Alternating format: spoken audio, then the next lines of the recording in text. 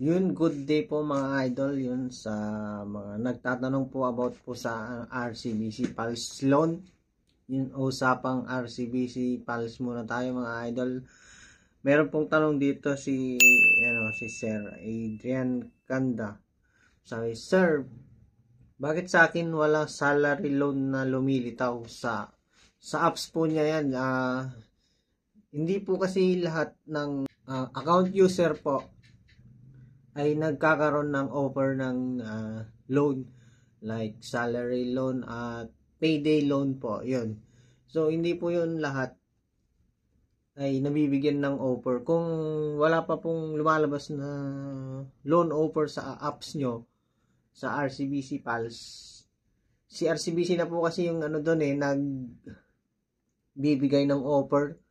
So, bali ako sa akin kasi po, nag-assist lang ako sa mga pumupunta sa akin kung paano nila maloloan yung kanilang available loan sa kanilang apps. Yung iba, marami kasi, yung iba din, wala rin talagang lumalabas na offer ng loan dun sa kanilang apps. Kahit mga 2 years na sila nasa work, ganun. Hindi ko kasi alam yung criteria ni RCBC po kasi si RCBC na po kasi yung niyan may hawak. Kumbaga ako po kasi assist lang po ako sa mga papa-assist sa akin kung paano nila ma-avail yung kanilang available na loan sa kanilang account. Yun po.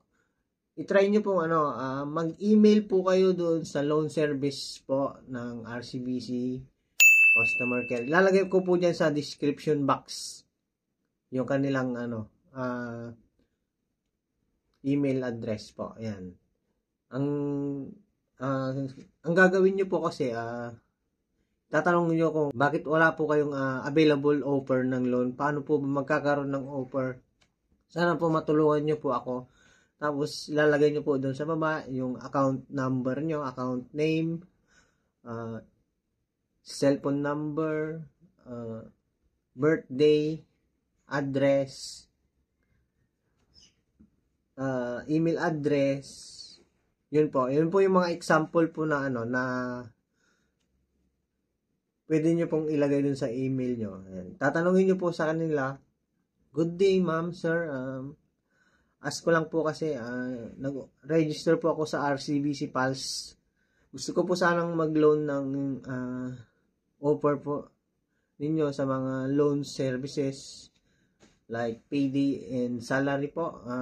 Kaya lang po wala pong lumalabas dun sa dashboard ko. RCBC Pulse sa apps, sa loan, wala pong available loan na salary loans at payday loan po. Paano po ba ang gagawin? Sana po masagot po ninyo. Yun po, mga ganun po yung halimbawa po. Tapos lalagay nyo sa baba po yung ninyo, yung details ninyo para alam nila na kung kanino account po yun. Baka bubuksan nila sa system nila. Yun po, ganun po.